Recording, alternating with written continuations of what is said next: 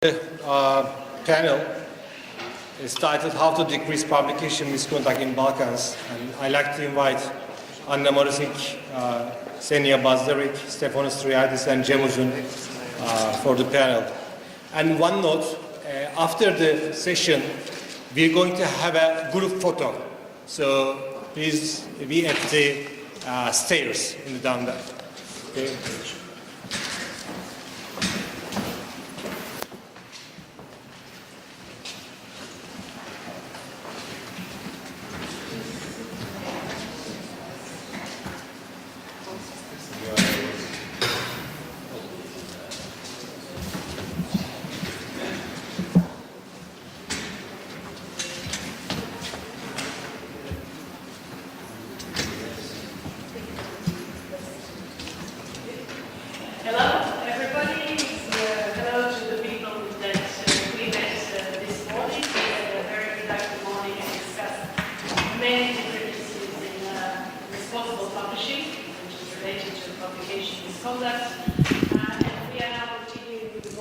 Discussion, and I thank the people who joined us later on. I will be moderating this session, and I'm MARUŠIČ from Croatia.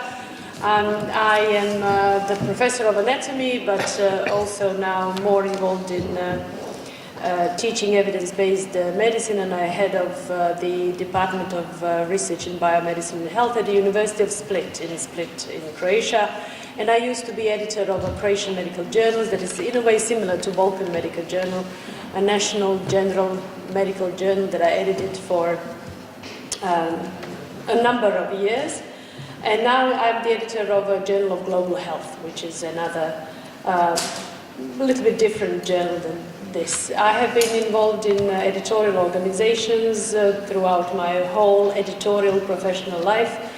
And I'm glad to share experiences with you and also learn about Balkan medical journals and other journals in the region. And for me, it was really fascinating to see how Balkan medical journals has progressed and how it has advanced in the quality of the editorial issues and in improving the publication integrity in this region. I think it can serve as a really great example of how to work on a small and scholarly medical journal in a kind of not the mainstream scientific community, but the scientific periphery that we talked about before. And I would like to ask my colleague Cem to kind of set the floor for the discussion, and I expect active participation from you. This is a panel, it's not lectures. We had lectures this morning, and this will be a good opportunity for discussion, any questions and suggestions how to improve publishing integrity in this region. Thank you very much. Can I show some slides?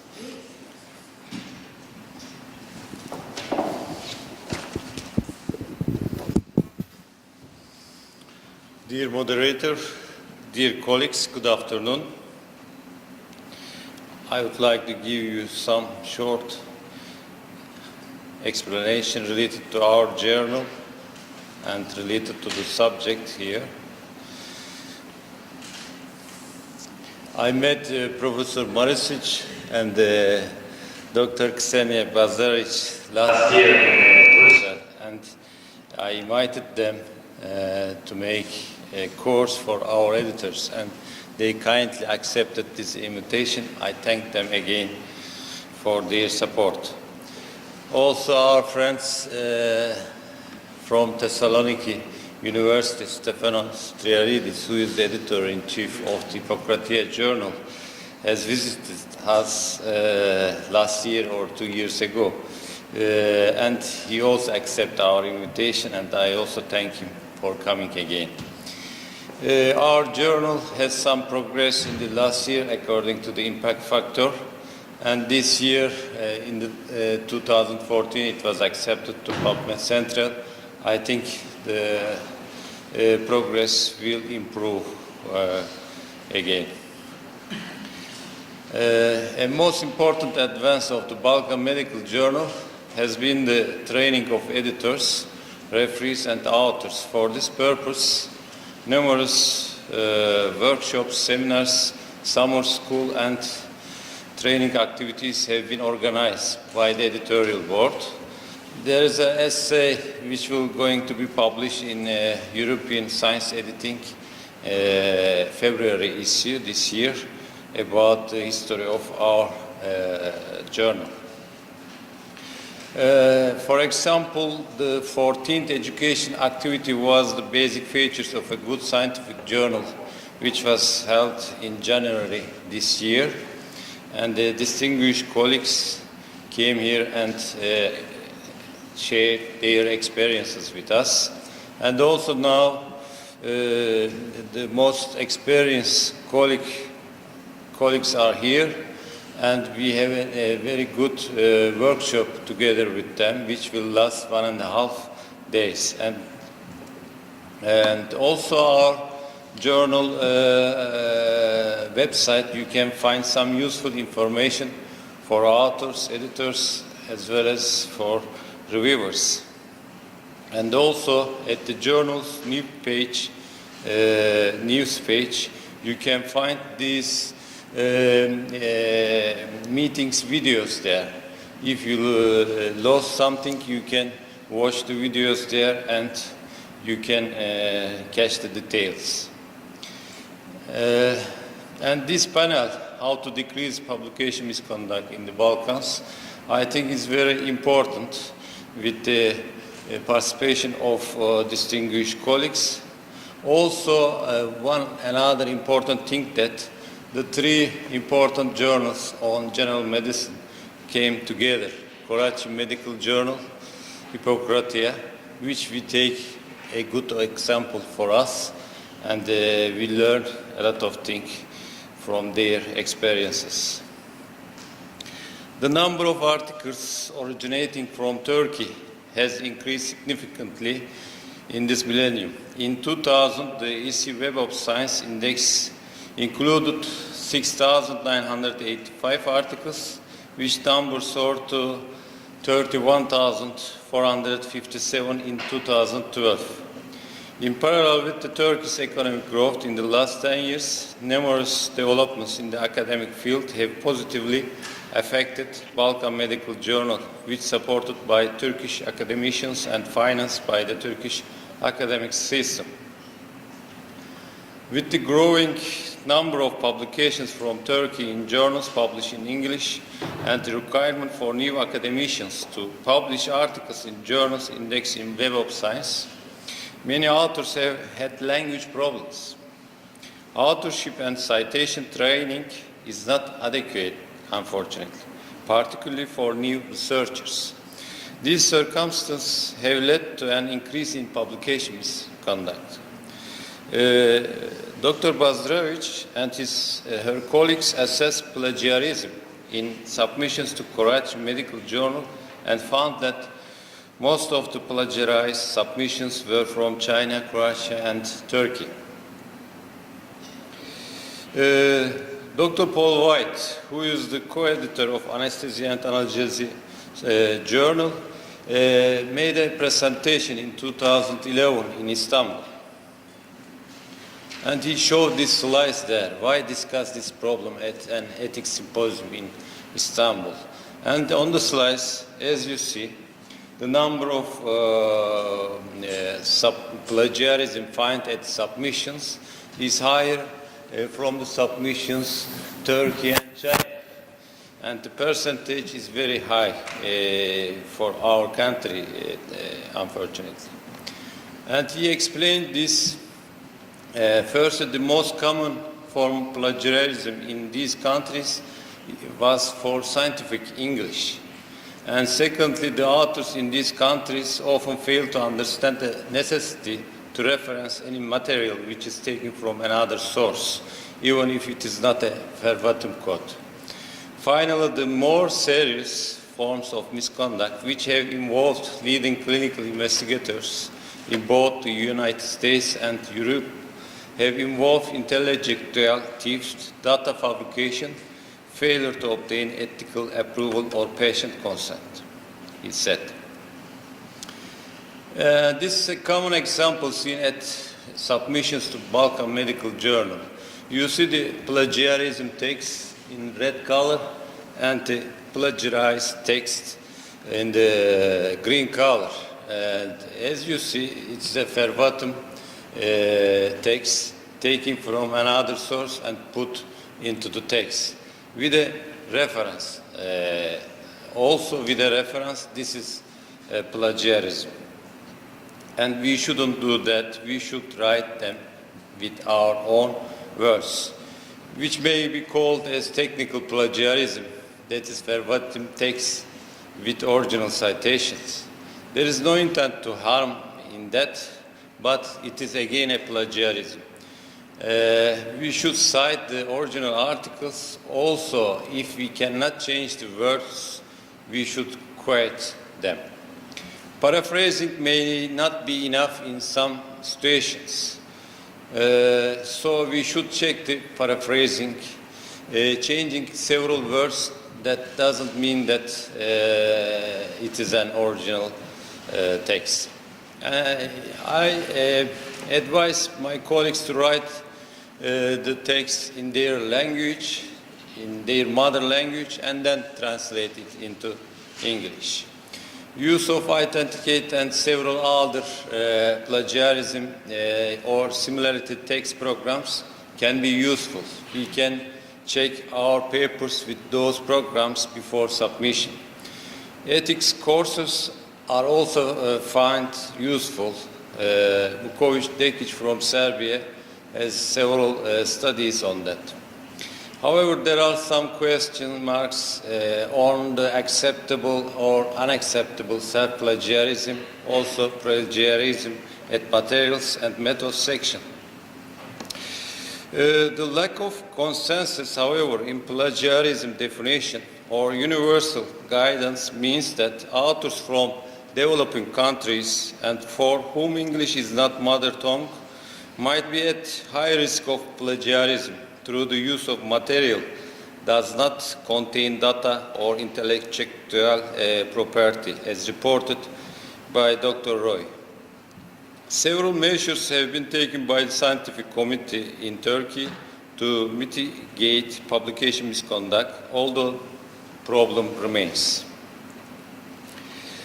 The Balkan Medical Journal aims to be an exemplary journal that is sensitive to publication ethics, not only for Turkey but also for the Balkan countries. For that reason, in addition to other educational activities, we have joined several important organizations such as COP, WEMA, European Association of Science Editors, International Committee of Medical Journal Editors, Council of Science Editors, and we are following their instructions.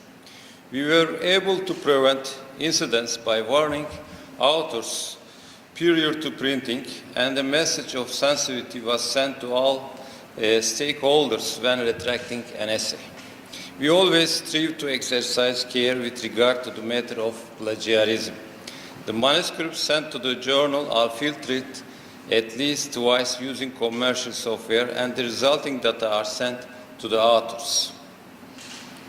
In conclusion, the most fundamental element in the vision and tradition of the Balkan Medical Journal is to cope with the challenges within ethical limits. For this purpose, we continue to observe and implement the current publication principles in compliance with ethical rules. Our objective is to become a global journal based on the Balkans. We shall be empowered by the people of the Balkans who are familiar with achievement in challenging life conditions. Thank you for your attention.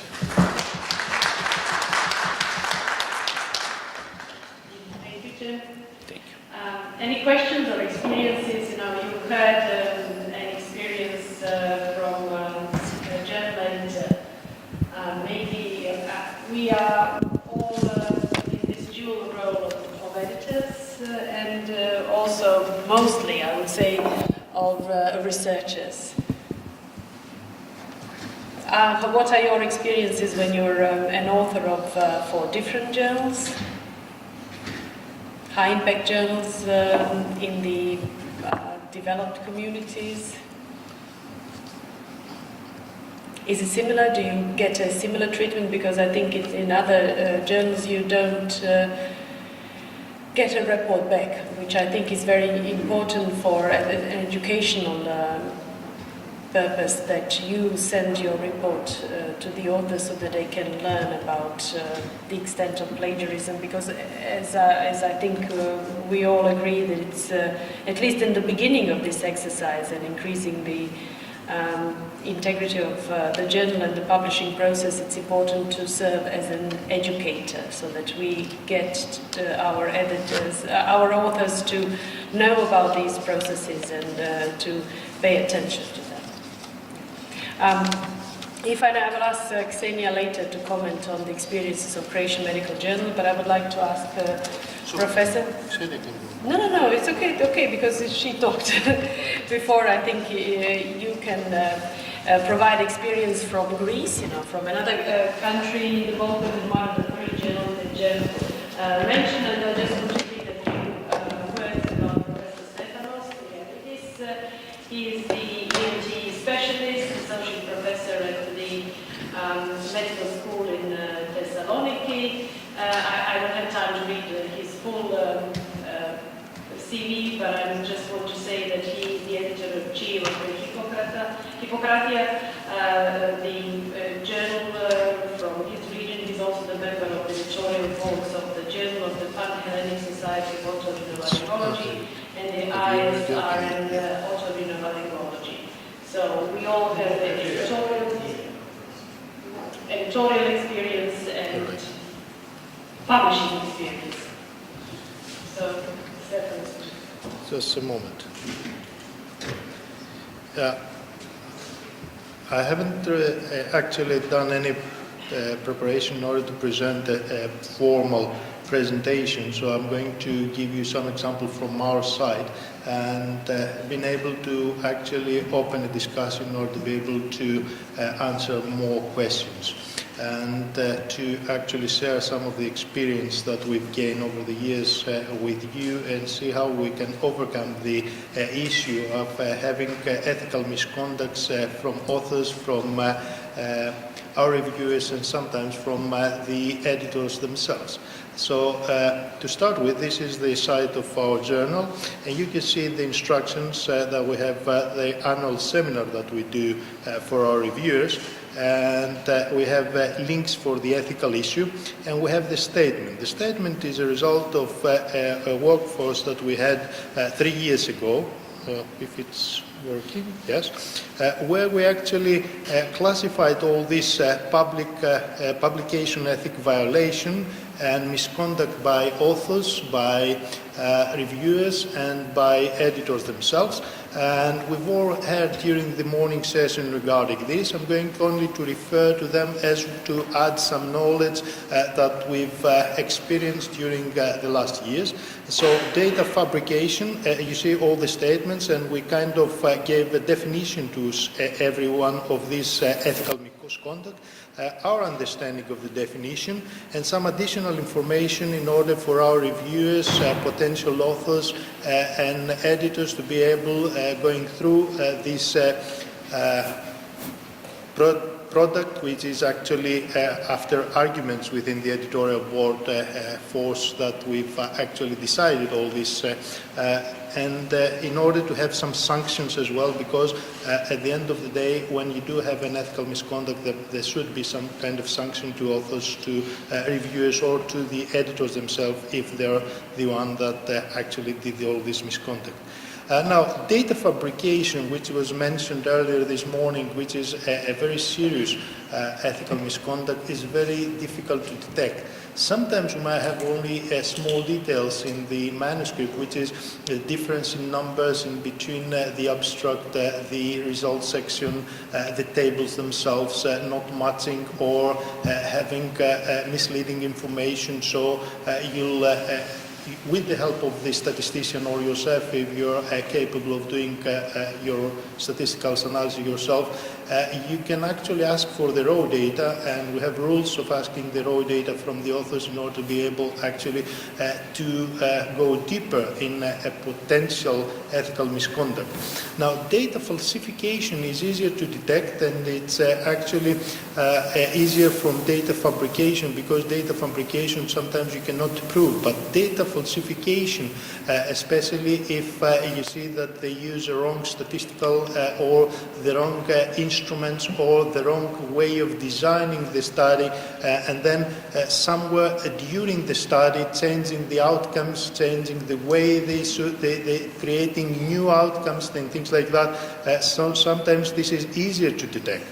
As with regard to plagiarism, and I'm going to go through our annual for reviewers, one of the presentation of one of my associate editors is something that plagiarism that can be detected through the software, but software is a machine operating tool that sometimes cannot prove that some people have done plagiarism, and that's because people are getting better doing plagiarism, and with the use of this software they actually know how to survive by applying this software, so they become better in the way they're doing their plagiarism, and sometimes it's very difficult to detect.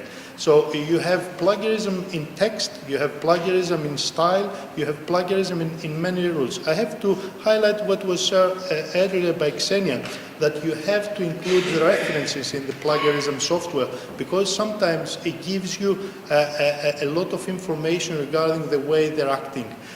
You might not get plagiarism in the text, but you might get plagiarism when you include the references. I recently had a review article that was we checked with SafeSign and with Grammarly, and it was okay with an index of below 10%. And then when checking the reference, I noticed that there was a sequence, a copying of the sequence from one journal, but it was interrupted. So I had 3-4 similar references on the row, and then interruption, and then another 3-4 sequence, and an interruption, another 5-6 sequence, and then I went through the text itself, and it was all copied. It was changed, so it was changed sentence by sentence. It looks like a different, and the actually software cannot detect these changes, but with the human eye, which is more complicated the way our brain is thinking, you can actually detect these similarities, and at the end of the day being able to avoid having this kind of ethical misconduct being printed in your own journal. Now, simultaneous submission, unfortunately, is something that we see from several Balkan countries. I don't want to give statistics regarding which nation the more of simultaneous submission come from, but it's something which is not a national sport, but is an international, and it's quite good played in the Balkan region, actually. And as with regard to duplicate publication, this is something that Balkan countries are doing very good, actually. When they duplicate publication, it might not be a copy of a previous publication, it might be a little bit altered. There are several authors that do not deliberate to duplicate publication, but they think if you advance your case series from, let's say, 40 pages to 45, this is a totally new paper, which is not. And unintentionally they copy all the methodology, they copy part of the results, because the results do not differ that much if you add some numbers, and at the end of the day it's very difficult to convince them themselves that they committed an ethical misconduct, and not even to actually apply sanctions or to contact their institution in order to have sanctions from the institution.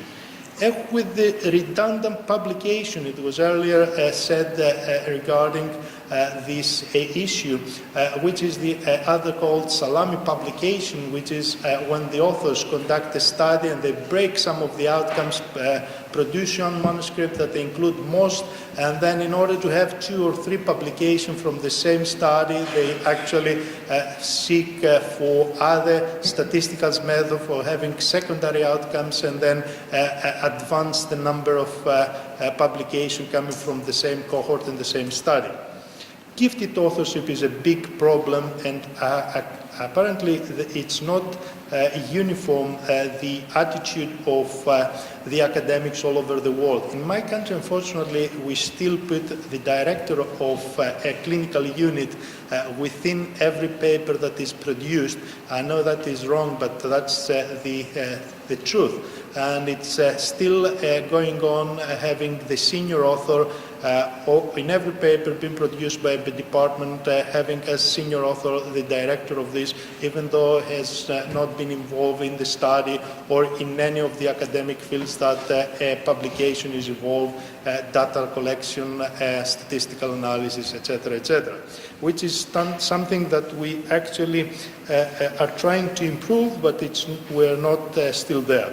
Ghost authorship, it's already been said. Now, as with regard to the privileged authorship, which is something that reviewers and authors of a journal do have, I have to mention here that we do have established some kind of criteria for our own publication in Hippokratia. So each author has a limitation of 1 publication per year, which is the maximum. We cannot have a second per year. Even if we want to actually submit a good publication that will bring citation to the journal in order to help the journal itself, we have this limitation which we cannot break. And when we do have an author coming from the editorial board, then the paper and the peer review process is being handled either by me, if it is another editor, or by some other editor, if it is by the chief editor, in order to avoid having ethical misconduct. I had a paper of my own been rejected from Hippokratia, and last year, I'm not accurate with the number because I haven't got an impression. I had about 10 papers last year during 2014 that had in the author, in the list of authors, a member of the editorial board, and I have to reject 5 of them. So as with regards to the peer review process, I'm sure that we do have some rules in order to avoid having ethical misconduct regarding number 9, which is the privileged authorship, as with regards to the editors. Now, as with regards to the citation manipulation, we try to avoid to manipulate citations of the manuscript we do receive, so we don't ask all these authors that submit to our journal to add any references, even though that's not very good for our citation. And I have to punish one reviewer that actually in his review form was demanding from the author to add 3 or 4 irrelevant references that they have all in common, that he was the first author, so he was advancing actually his citation profile. So there is this issue as well. Now, after actually seeing that there is an ethical misconduct, we have all these sanctions that are for authors, for reviewers, and for editors. I'm not going to go one by one, as they are available on our website, and you can actually go through them, so that we can actually avoid having, and at the same time educate our colleagues who sometimes unintentionally have violated a code of ethics, in order to improve their way they're actually writing their own experience. Now, as with regard to some more data, this is one of the pictures from our annual how to read, how to write a paper on biostatistics. You see about an audience of about 150 reviewers who have a half day in biostatistics and another 1 day in research methodology. And during this, you can actually go through the last, which is, these are the PDF, in PDF form, or the presentation we have, which is in Greek. It sounds all Greek, but anyway, you can go. This is regarding ethics, which is from my associate editor, who is responsible for as an ethical editor. who is Dionysios Vrochidis, who is an associate professor in North Carolina and in Charlotte. And as has been said earlier all this morning, there is all this continuous pressure to publish in the academic community. And this actually introduced all these potential problems, as been reported, all this report by Fanelli et al. In PLOS ONE earlier. And I don't want to repeat myself, I just want to go to some data which are from my journal, just to give you an example. Right, so what kind of ethical misconduct we might have? We might have the deliberate, we might have the unintentional, and we might have the accidental, which might happen. So you might accidentally copy a part of a reference in order to give exactly what you want to give during the discussion or the methods, and as long as you attribute to the original work the point made during the discussion and you reference and you keep it short, then you can avoid being unintentional copying material, so being accused for plagiarism. You can actually have data plagiarism, you can do text plagiarism, which is copy-paste, but there is sometimes structure plagiarism and plagiarism of adjuncts, which we're going to see. Now, as with regards to what happened during the year, I'm sorry, I haven't prepared, but I'll take some of the data available in this. All right, so this is, you can find here all this software in order to detect plagiarism, which is without paying, available over the internet, and the ones that you have to pay during institution or personal subscription. And this is the reports, how they are, the reports come out from this. You're all familiar with that. And I'm going to focus on these slides. These slides, which is in Greek, and it looks Greek actually, it's regarding 21 review articles that were submitted during 2014 in our journal over the 8 first months until August. So we received about 30 review manuscripts, and you can see here that in 9 of them there was, which is a percentage of about 43%, there was detected plagiarism, which is data plagiarism 11% in one, text plagiarism in 9%, in all 9, which is 100%, structure plagiarism in 66%, and adjunct plagiarism in 1, which is 11%. Now, with regards to the text plagiarism, it's quite easy to detect with the software. It's very difficult to the structure plagiarism, and it's very difficult to the adjunct plagiarism if you don't have the proper software. And there is a tendency now, even with tables, to be, there are tables that are submitted as JPEGs, which means that they actually take the table from a PDF, they copy it as a JPEG, and it's not text anymore, so it cannot be detected by software, because software recognizes the character, and it's character recognition software, and if it is taken as a JPEG, it cannot go through the software. So as authors, we invent all these tricky points to overcome software, and we have to think as authors as well when we're editors in order to actually find this potential source of plagiarism and bias in order to avoid having something published and then being on the worst condition, which is having to do a retraction from a database because somebody who has a copyright from a picture or from text demands for you to actually retract the source in order to avoid having this on air. Now, only one thing to say more regarding the review articles. We still print review articles, and we have about 30 review articles. We print about 6 to 8 review articles. Even though they don't bring citation, we still are romantic and think that we own to the Greek scientific community on interesting subject to have from time to time a review article. We try to have structured reviews and, if possible, meta-analysis in order to be able to get some citations, but we still have 2 or 3 per issue review articles. And I know that they actually decrease the impact factor instead of increasing it, but it's something we choose to do rather than we have to. Thank you, and I'm ready for discussion afterwards.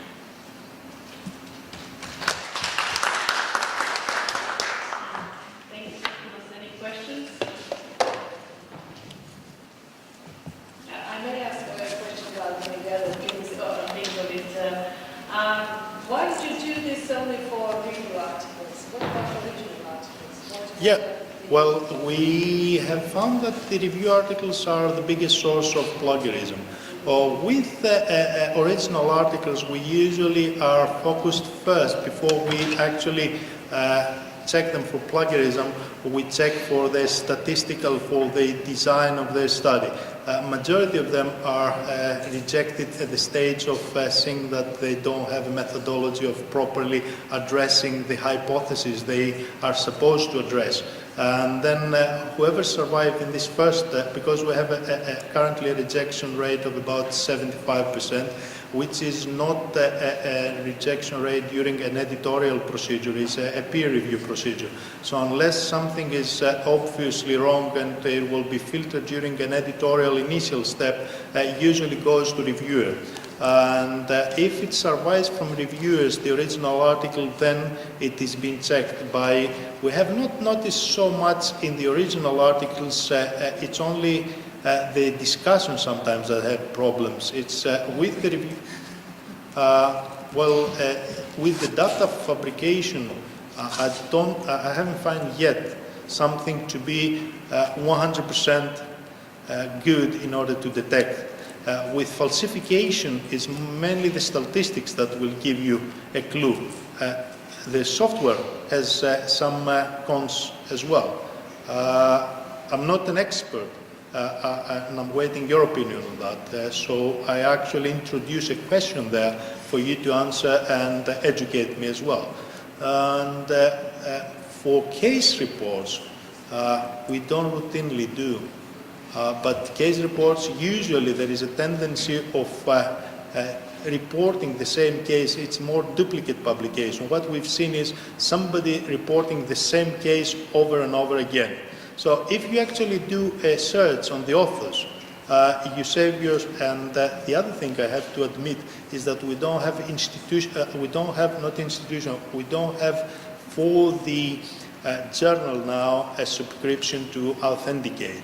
So what we check is through our personal subscriptions, and that has a limitation, especially if it is like the editor who has the responsibility for the review article, Professor Rohidis, who is checking them over to America. He's not expected to check the whole workload of Hippokratia over another institution who doesn't have any involvement. So it's unethical. Anyway, I think it's a good explanation, but it's... Yes, it's good. Yes. Question? You know if I answer the question? Yeah. You have a microphone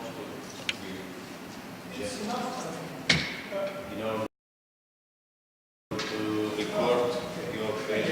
Could you please come here and ask your question? First of all, This is only for recording. So yeah, it's okay. Thank you for your speech. Detecting the plagiarism is very important, of course, but I want to know how should the attitude of the editorial board to the author, if there is an obvious plagiarism. Should we stratify the plagiarism, as you said before, structural, technical, and is the final of the plagiarism for the author a polite rejection or motivation with own words, own technique, or nothing?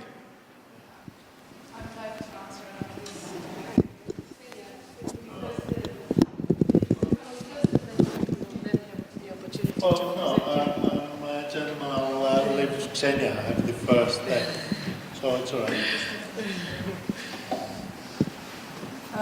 As I'm speaking for the Croatian Medical Journal. We have decided that first of all we have to look for the extent of similarity.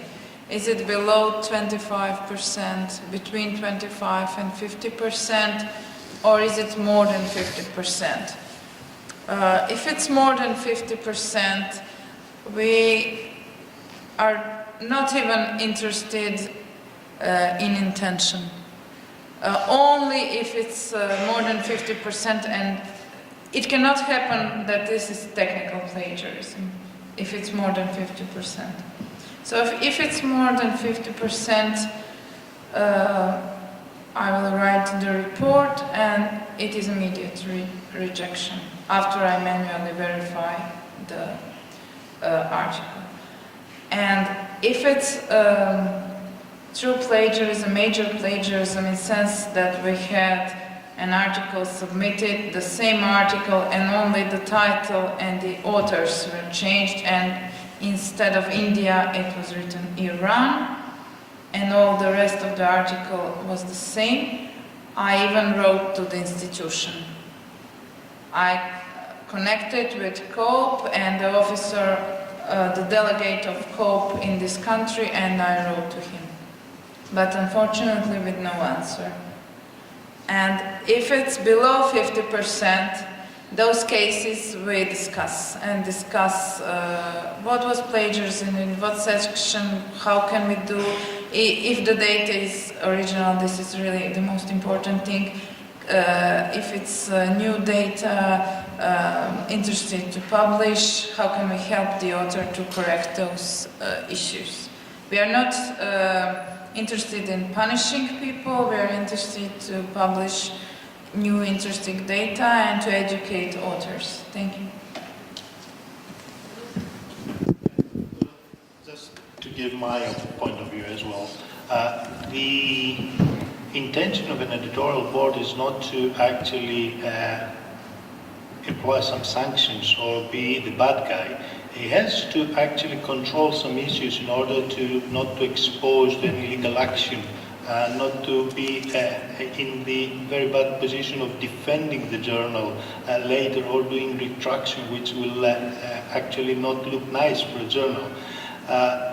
For example, there are several occasions that a journal accepts manuscripts that are not very well structured in English language, and even though it should be the authors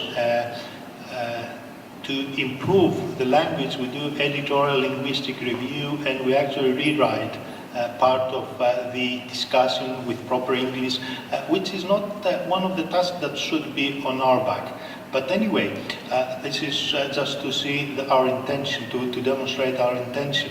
Now, as with regards to all these ethical misconduct besides plagiarism, plagiarism is not, as it might happen incidentally, up to a point of up to 20%. We've set that limit at 20%, and we say that is acceptable. I don't know what is acceptable. It's always a red line, which when you cross, if it is 21%, is it worse than 20%, and etc., etc. But if somebody actually attributes to the original source, let's say duplicate, takes something from a source and then it references this source. It's different from copying from a source and not putting in references the example that you said earlier in your morning presentation, which you encountered during these years, people copying the whole article and then not even put in the reference section the original source, which is unethical. But then when you put in brackets on, when you put in italics, demonstrating that it's somebody else's thoughts that you reproduce, attributing to the original source. You can use even longer sentences without violating ethical rules.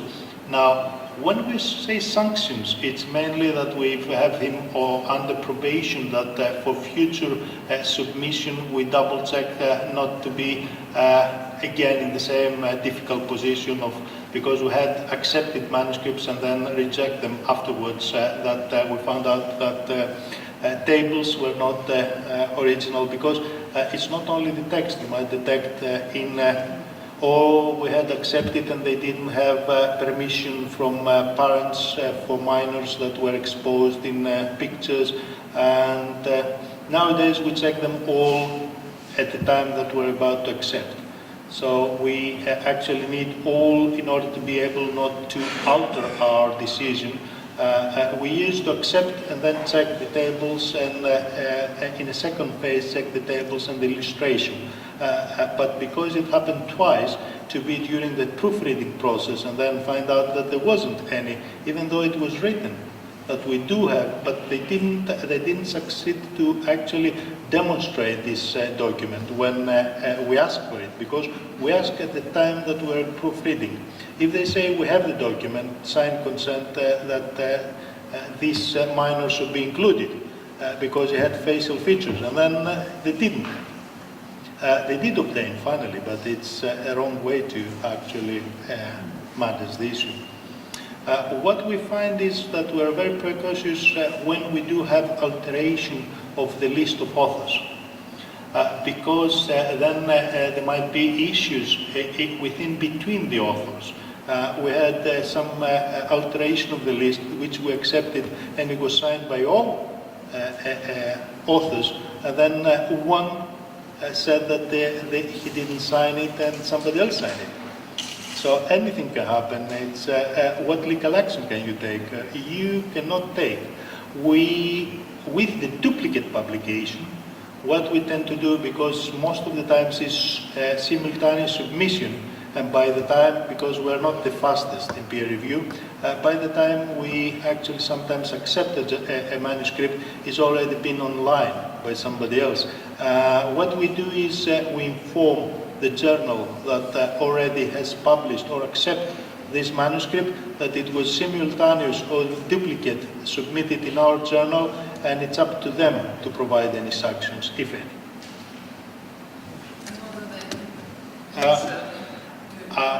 For 3 articles during 2014, from the 400s that were submitted, that I spotted, that were accepted for us, and we spotted that it was already published, and we informed the publisher, nothing happened, there wasn't any retraction. So, But you still didn't publish it? we didn't publish it, and we informed them. What they do is their own problem. Maybe they put on probation list the authors. We have a blacklist. Now, is it ethical to share with Cem this my blacklist and he to give me his blacklist? That's a question for us to discuss. In Greece, we have what is called TRIARIDIS list, which is in between banks, which is a financial institution. They share a list with people who do not pay their loans.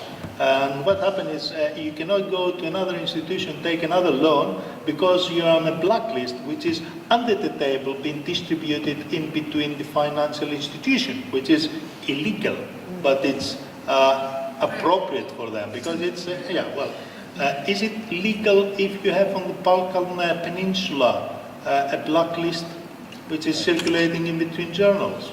That's a question I put there, and I don't want to answer it because... I don't think it's ethical, and it's definitely not legal, but yes. It's useful. But there are some journals, autolanguage journals in America and Europe, that they collaborate and share those information among them. So I think this can be useful. So at least you can be aware submission from those authors to check serious. Yeah, well, if it is not something which is on the table and it cannot be proven, because it's not fair for somebody who does a mistake to convince him if you don't give him the right to defend himself. If you put somebody in a blacklist, because as I said earlier, I'm always romantic and say that it might be unintentional or accidental, or sometimes it might be one of your associates or your juniors urging to actually do a publication, because we have a publication and we don't have as a Barcelona impact factor of 3, but in order to actually submit your final thesis for PhD in my university, you have at least 1.5, which is It's high for some specialties. Yeah. it's high for some specialties. We have to admit that, and there is always a big discussion, but there is a limitation there, which can be violated, of course. But the thing is, always there is this pressure to juniors, and sometimes you might be exposed by a junior. Over the last 4 years, we have to do only one retraction. And this retraction was from a professor who was about to be in pension, had over 100 100 publications with high citation impact, H factor, name it.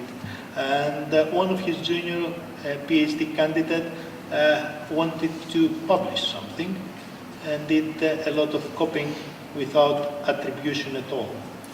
And we have to retract and apologize. Wasn't looking nice for the professor, for the journal, for the PhD candidate, but it has to be done. What happened to the PhD? Don't know if he's a candidate anymore. Right. So, but it's up to another committee to decide.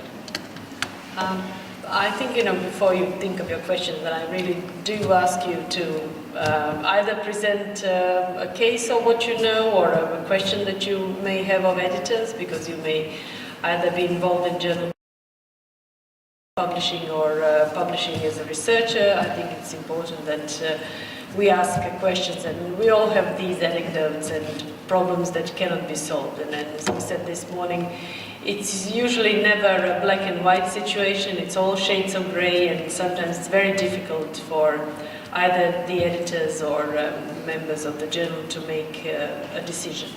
So, Ksenia, if you can, you talked about plagiarism and your experiences plagiarism, but you're also a research integrity editor at the Croatian Medical Journal. This is something that we introduced in 2000 after learning about the Office of Research Integrity intentions, and I think we were the first journal that had a research integrity editor. So, because complaints can sometimes be against editors-in-chief, we wanted to appoint a person within the editorial office who would be independent from the editors-in-chief who are making a decision, that authors can come to, that a person who will monitor the integrity issues in a journal and would be able to respond to them outside of our domain as editors-in-chief who are making a decision. So if Ksenia can tell a little bit more about her experience as a research integrity editor and what it means for a small scholarly journal.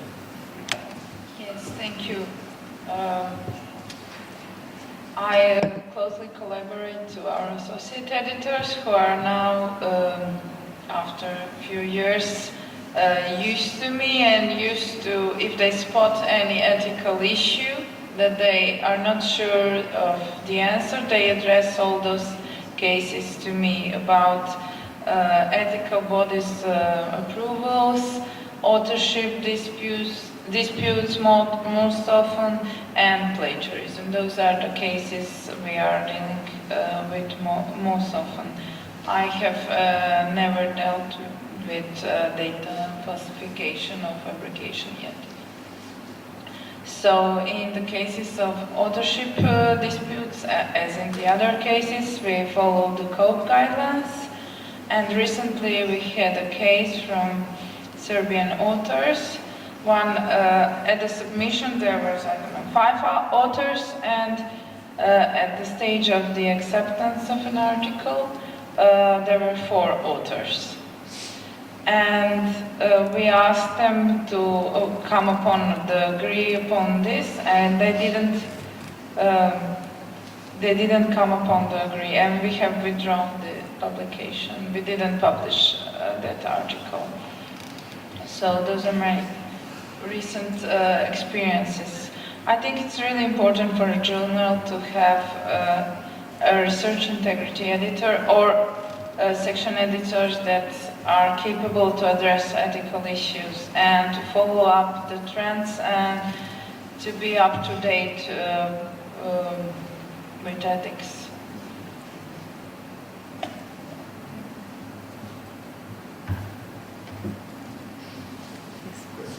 Yeah.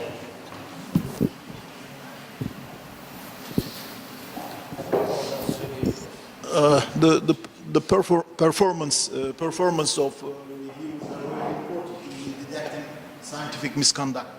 So, as three editors, do you rate your reviewers' performance annually? And do you have an award system for successful or meticulous or hardworking reviews in your journals? Do you think becoming a successful reviewer can it be an important factor in academic promotion, especially for young academicians, like making publications, gaining citations? I can answer first, and then maybe you also can say your experience, because I think it varies from country to country.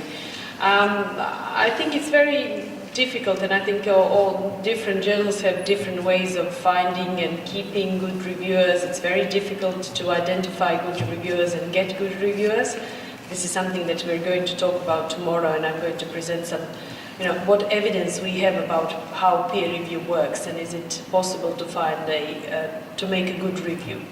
I know that some journals have developed an instrument for assessing the quality of review. For example, BMJ has developed a quality instrument which they used, and they tested it in several randomized controlled trials, and so on. So there are some ways where we can monitor the peer review process. Sometimes I think there is a paper that is going to be published soon from French researchers which looked into which different stakeholders in publication process, what they expect from peer review, and it seems that editors have different expectations from peer review than researchers, and what we need a peer review from. So it's, I think peer review is probably the most elusive of all the processes in a journal, because we know that it's not reliable. We know that you cannot teach reviewers well, at least from the evidence that we have. And I think we have to know more about the kind of social aspect of peer review before we try to test it as an intervention. And also, as you said, that for example, it's known that peer review cannot detect misconduct. I know that we had examples, I think it's from Croatian Medical Journal, where a reviewer said, oh, there are lots of, it's a blatant plagiarism. You check it with the cross-ref and you don't find any plagiarism because it has been rewritten or something, so we couldn't detect it. So it's sometimes very difficult, and I wouldn't expect from reviewers to be able to serve as integrity checkpoint for the journal. If you invest 10 hours of your work and check every reference and every word, maybe. But I think that the reviewers need to be rewarded, and different systems have different rewarding ways of rewarding peer reviewers. For example, in the United States, peer review for many journals is a part of their continuous medical education. For example, if you peer review for JAMA, you will get credits for your license in the United States, which I don't need, and it's not useful. But for example, in Croatian Medical Journal, people regularly ask us to provide a certificate that they were reviewers. At the end of the year, we publish all the names of all the reviewers with their affiliation, because in Croatia, one of the requirements, it's kind of optional requirements, in addition to the papers that you have to publish, you get points if you can prove that you're a reviewer for international journals. So it is a part of the academic advancement. If you award your reviewers with that, and also with the continuing medical education points. This is something that Turkey can think of, your medical association or your medical chamber can think about it, that peer review can be, instead of going to a conference and earning your licensing points, if you're doing good peer reviewers and editors are satisfied with it, then I think it's something that is very important professional. So an important aspect. And in some countries, it's already part of their credit system for licensing and their chamber activities. Sometimes, in the past, we would send, a publication or a thank you note to reviewers. And I think we do, as editors, we need to be very considerate and take care of the reviewers, because without them, we wouldn't publish good papers. So I think when you have good reviewers, it's very important to keep them. I don't know what the experiences of other people are, but please.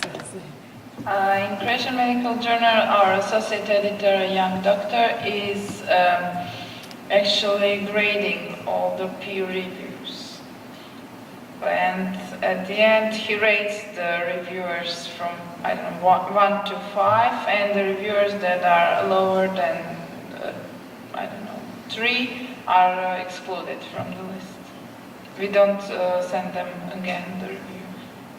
And about the award system, only the list at the end of the year, as Anna has stated. But I have recently been a peer reviewer for a journal that is closed, not open access, and now I have access for a month or 2 months, I'm not sure. So I can read it. Here is the...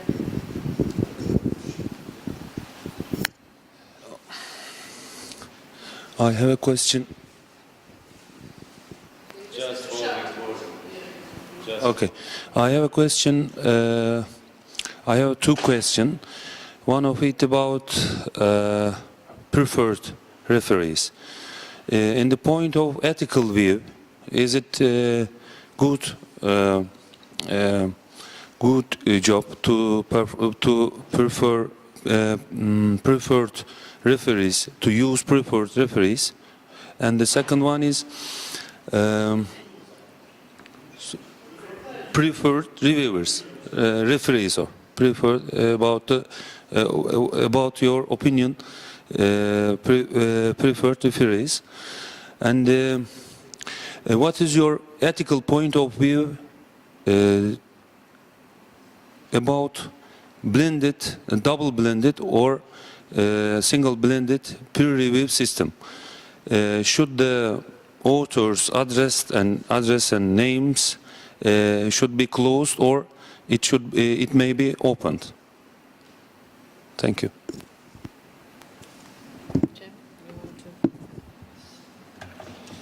in our journal we ask authors to provide at least 2 preferred reviewers, because we have difficulty in finding reviewers, so we sometimes use them. But of course, I think that the quality of review is important. Either it has been done by a preferred out referee or non-preferred referee. And sometimes we use preferred referees, but we don't rely on a single preferred reviewer's opinion. We always use another external reviewer and read their reviews carefully and then decide what we're going to do. Yeah, I think that recently there have been, I think, at least 2 studies that looked at reviewers suggested by authors versus reviewers picked by editors and how they perform. So the studies showed that the quality of review, as graded by the editors, how good they did their review, was very similar. There was no difference in the quality of peer review, but the recommendations were different. So the reviewers suggested by authors more often recommended acceptance or revision or whatever, any kind of acceptance or favorable decision than rejection. So reviewers chosen by editors and not suggested by reviewers were more strict. So I think it's very wise that you don't rely only on the reviewers suggested by the authors.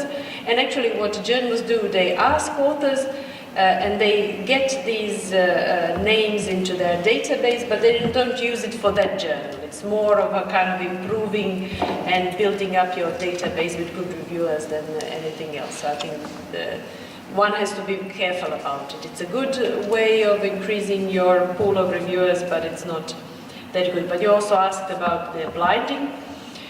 And I would say that, in biomedicine, either a single blind or open peer review are quite common.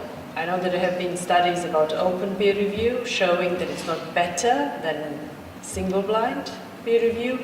And in biomedical research and many natural sciences research, this single blind, meaning that the reviewer knows the identity of the author and the author doesn't know the identity of the reviewer, is most common.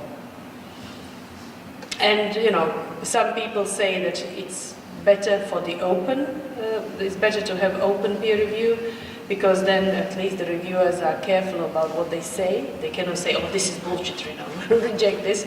But they know that their name is going to be signed under the review, so they are careful about what they write. On the other hand, people say, yes, but then you cannot involve young people. Because young people, if they are reviewing a paper from an established and esteemed professor, they may, feel consequences of that. So, but double-blind, I find, at least in biomedicine and the way how we write our papers, is very difficult to achieve blinding. So it's easy, when you send it, it's easy to blind the reviewer, because all the authors think that they know who rejected their paper. Research shows that they cannot identify the reviewer, although they often say, oh, I know who rejected my paper. But authors cannot easily identify reviewers, even if blinded, reviewers can easily see who the authors are. Because you say, if you say, we performed this as we described previously in our research, or if you, as required, we previously performed this study on 50 patients, now we're reporting on 150. You cannot blind, you have to provide a reference. You cannot strike out the whole reference because you want to show that it was published in a good journal. So you may kind of black out your names, but still a lot of information is left to guess the identity of authors. So I think that, at least in biomedicine, blinding of the reviewers is very difficult. So that's why most of the biomedical journals opt for single blind review, because that's kind of common. It allows younger people to review established eminences in research. And in some fields, it's very difficult to do any blinding at all, because, in otorhinolaryngology, orthopedics, some specialties are, especially if it is about subspecialty topics, there may be, 10 people in the region, or the people that you may reach, that work on that, and they know what everybody else is doing. So blinding thing, I think it's more a practice in social sciences and humanities, where it is very often about opinions. It's not about data. Here in biomedicine, we have, tables. We should have only statistical editors, probably, because it's, checking the objective data. Whereas in humanities and some social sciences, my interpretation of the history and our discussion of what Aristotle meant when he was writing this, and what I think and what you think, it's more about opinions, and that's why I think double-blind is then better than for biomedicine. But it is an open question, and you just have to see what is best for your journal. Ksenia, you had a question. I had a question for you, and Stefanos and Jem to comment, and all together to comment. Recently I read an article in a leading journal. I don't remember exactly if it were BMJ or Lancet. They have published the article along with all the versions of the manuscript and along with the peer reviewers' comments. So Would you do that in your journal? What do you think about it? There are some journals that are doing that. For example, Biomed Central journals, I'm sure that you know about them, or published in Biomed Central journals. They have this policy that they publish also the history of the publication. So they publish the original versions, reviewer comments, and all the subsequent versions. First, for the peer journal. Yeah, probably first for them, but this is common for Biomed Central. Faculty 1000 has the same. Springer is now, I think, having 5 journals as a pilot where they publish everything else. I think it's okay, if it's known in advance and then you as a reviewer are agreeing to it and the authors know that this is a process, I think that's completely fine. It's just that you, for a journal, you need to have resources for that too, because you have to find a web space for that, you have to find somebody who's going to do it well, because if it's not done well, then it's not, because in Biomed Central you can go and some things are missing. Sometimes you don't have some versions, which then is not, professional. So I think it's up to the abilities of the journal whether they're going to fulfill that or not. I wouldn't go for such confession, in a way, if you don't have enough resources, and it will be low on my list of what I want to do first in my journal. So it's nice, it's good. I think if you can do it, why not? But as I say, it's not high on the list of priorities for a small journal that is still developing. When you become big and you have high impact factor law indexes and everyone is fighting to pay publication charges for open access in your journal, then you can think about that when you have resources. But when you're building up your journal, I think the other important things are more important. Stefan? Well, I think it's a safe approach to openness, which is not really an openness. Because if you want to be open, you should actually publish the peer review process of those who are rejected as well. Then there is the argument. And it's kind of actually a protected approach to openness. If you actually introduce, as they do several journals, the openness to the names of the reviewers, regardless if it is rejected or if it is actually been published, then it's tricky. You might not be able to recruit new reviewers. Because especially in subspecialties, a small world, and especially in regions like Greece, regions like Balkan, or in countries like Greece, if you reject a paper coming from me, then you're an enemy. It comes to not scientific issues, but rather than personal conflicts. With regards to the previous question, if I may have one minute to add something. With regards to inviting a review after being suggested by the authors, this compromises the blinding of the peer review procedure, but it's good for the journal in order to be able to recruit new reviewers and been able to renew the pool of reviewers. We currently have 700 reviewers for the Hippokratia journal, which is not enough, especially in fields that we don't have but a handful of reviewers. If you go to specialties like nephrology, we have over 100, but if you go to small subspecialties, you might have only 1 to 2, especially when they publish from receiving from their house, then it's an issue. And it makes it easier for the editor-in-chief to have some suggestions so that you can actually recruit new reviewers and be able to actually be sufficient in do proper peer reviewing.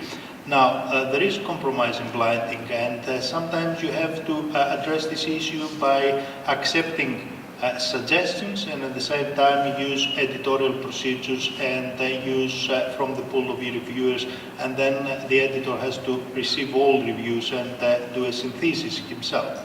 That's my point of view, even though we don't actually ask authors to suggest. Yeah. If I can just say that we started discussing this reviewer suggested by the authors, and I think that this is a kind of a standard that has taken on in many journals, But it has brought another type of scientific misconduct. There are now many cases of self-reviewers, because I know the famous case of a Chinese, Korean author who was discovered to be the many reviewers for his articles. So he has published a number of papers, and of course journals have, they asked authors to suggest reviewers. So he suggested names of prominent researchers in the field and provided their email addresses, because you're required in the system to provide a name, affiliation, and address. And all of these addresses were Gmail addresses that he faked, that he created. So all came to his many of his email accounts, and he was writing peer review for his own articles. And I think the reason they discovered him was panel, and he thought, he probably, you know, just like when you're good at cheating, then you kind of get lost in that, you get carried away. He was discovered because his response as a reviewer came, I don't know, 48 hours after receiving it, and no reviewer responds by sending a full review in 2 days. You know, you have to drag and ask, please, you know, you're late again, can you send your review back? And these were coming right away after a couple of days, and the editor started, you know, thinking about it, and then it was discovered, and I think he had to retract, I don't know how many papers, lots of papers. And that's why, for example, you may think as editors, and we're talking about the ways to decrease scientific misconduct, to ask authors to provide their official email addresses. I know I also very often use Google, because access to my official, because it's all kind of protected, you have to go through a special site. If I do it in Outlook, I can receive mails, but I cannot send it when I'm abroad, and I travel a lot, so I very often use Gmail, because it's easier for me to handle it when I'm traveling.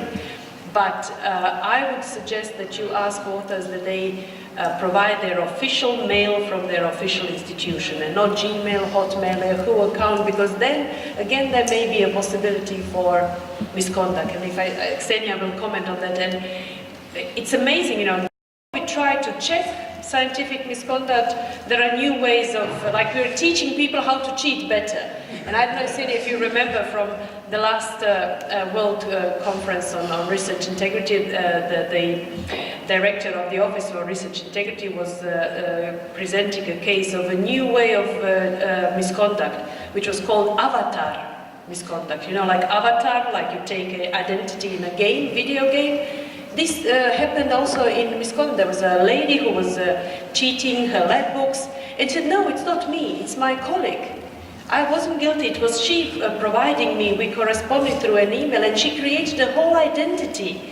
Her email, her responses, her letters during the allegation of the investigation process, it was always her, acting as somebody else whose identity she created as a guilty person for this misconduct. So, as I say, with technology we're getting more power, and we're publishing better and in a more visible way, but we're also kind of creating opportunities for different types of cheating, and they will always, and especially people from the Balkan regions, they will always find a way how to cheat the system. So I remember how Liz Wager, she was used to be the chair of COPE, she said that sometimes, you know, when you talk about this, are we really teaching people how to cheat?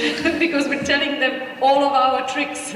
Now they know it. Now they use Authenticate to rephrase, still steal numbers and ideas and kind of wrap it up in a way so that cross-check or Authenticate would not recognize. Like you had a case where they carefully had invested a lot of time in rewriting so that it's not clear that it was plagiarized. Ksenia, please, sorry. I did have a comment. I just wanted to say that, for example, our university email account is, how to say it, It's merged? It's merged with Gmail account. Uh-huh. So it's possible to merge university accounts with Gmail accounts to use all the features of the Gmail, Gdisk, Gweb space and everything with your institutional account. That's what we have. And I also wanted to have about the recruitment of peer reviewers, what big journals do. Strong journals reject your article and afterwards you are invited as a peer reviewer. Yeah, true. No, not reject, but they also can accept it and ask you to review. It's very common. Yeah. At some Sure. for the final decision, I never rely on the preferred reviewer's decision. I always check the non-preferred reviewers. If he says opposite direction, I go on the opposite way. Of course, I check the review quality. If I need, I ask another external reviewer. But this is the good way to protect you against such things. Regarding the quality of reviews that we receive as editors, I must admit, in Thessaloniki we do have our medical faculty has an MSc in medical research methodology, so we get many graduates from this MSc that are capable of, besides seeing the scientific, which is related to the medical specialty, being able to see the methodology being followed by authors, being able to actually judge the statistics and have an opinion regarding how to do a proper peer review. Even though we have these high standards, there are cases that both reviewer agree to rejection of manuscript, which when I read it myself, I say that I have to accept it. Or they actually say it's for acceptance, and then when I go through myself, I find several things that are not according to the standards I've learned when I did the MSc on medical research methodology. So the more reviewers they see a manuscript, the more sure you are that there won't be something missing. So sometimes I even routinely we send to 2 reviewers, and now I've started sending in 3 reviewers because I can overcome the delays that you actually mentioned earlier, because I have very good reviewers that will answer that I'm not available currently, please send it to somebody else. But there are people that do not answer at all. So they said, oh, well, it went to spam, and I just noticed it today, and give me another couple of weeks. Now, we had the online submission system, and for a period, because, as I said earlier, we had the financial crisis that we have to change our information technology provider. And we just now doing the final trials in order to imply the new online submission system.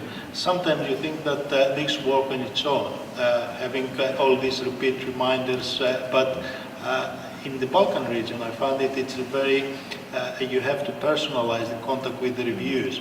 Now, regarding the rewarding to reviewers, which I was saying earlier, we do send an annual thanking letter which they use for their academic purposes, and we print the last page of each volume with the names of the reviewers that have contributed. But our general message which we pass to the reviewer is that the actual journal is their own scientific achievement, because the level of the peer review that you've established in a journal is the impact of your journal. Even it doesn't reflect the impact factor, which is a product at the end of the day, being given by an Thomson Reuters company. But it's good for some metrics, but you don't have to actually take it as an absolute number. You have to actually be able to say what it is behind the impact factor. So I said earlier, with the review, we don't actually go after the impact factor. We do want to actually increase the impact factor, and what you said earlier regarding visibility is what we're aiming. We're trying now to, this year we'll try to actually print before the time in order to gain some space in order to be able to get citation. But it's not always. I didn't know about this that you said earlier with I only knew about the DOI. Now that you gave me another idea regarding to being able to do online. But the big journals who do online first do not use this kind of not giving pages. They give online first and then they give pages. Yeah, but it's version control. It's a different thing. Yeah, it's different, but it's similar because they're already on and they're already in databases, so that's different.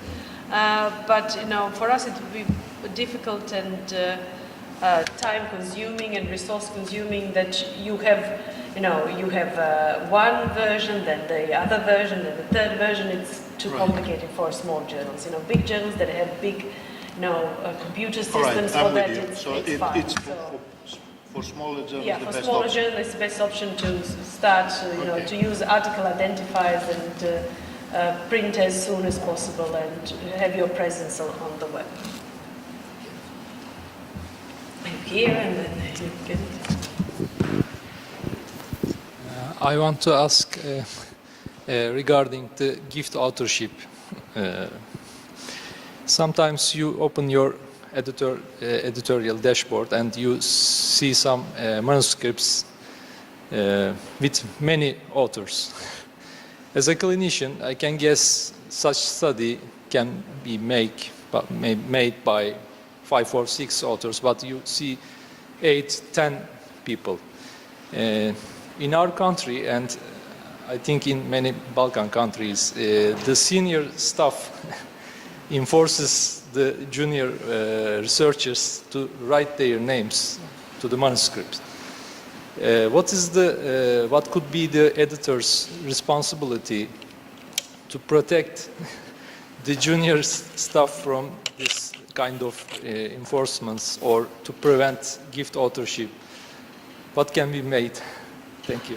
If I can be the first to ask, because authorship is my research field, and I think in the situation is not the same in developed countries, in Western countries, in the smaller scientific communities. I would say smaller countries because Turkey is not a small country, but its scientific community is still at the periphery of the mainstream science. And it's very different. We did a study on authorship in different disciplines, and we also did, like Fanelli did for misconduct, we also did for authorship problems, which are one of the questionable research practices included there. Yeah, so when we looked, we did a meta-analysis of the problems, reported problems in authorship. So the overall effect size was about 20% of problems that people reported, but we saw clear difference between US and UK journals and reports there and the rest of the world. So whereas in UK and US the percentage of reported authorship problems or disputes is about 20%, in other countries, we didn't have many, but it was French, Turkey, Bangladesh, Croatia, the reported problems with authorship was 50%.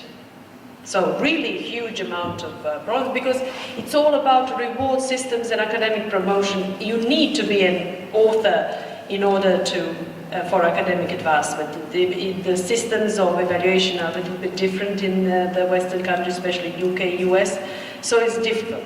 But I don't think there is a good way to, and I know when I talk to editors of big journals, they don't understand this, but if I'm editing a journal in Croatia, and of course we have about a little bit less than half of the authors come from Croatia, and when you see it from your institution, you know who has worked and who can possibly work on this, and you immediately recognize whose name has been added to this, and I know that he couldn't or she couldn't contribute to the author. But what can you do? I mean, the only thing you can say to young people is, okay, this is what we teach them. When you're writing a paper, it's always best to discuss authorship before you start research. Even make a contract. I have had PhD students that came to me and they went back and made a little contract about their PhD thesis. You say, you know, Ksenia and I say, okay, I have a great idea, let's work on it, I will bring this in, I will be the first author, you will be the second author, we'll bring in someone else, and it's a kind of a mutual thing. If you're a young person, you have your PhD mentor, he should be or she should be your protector, so that it doesn't come to the level of the department head who says, oh, I have to be on this paper.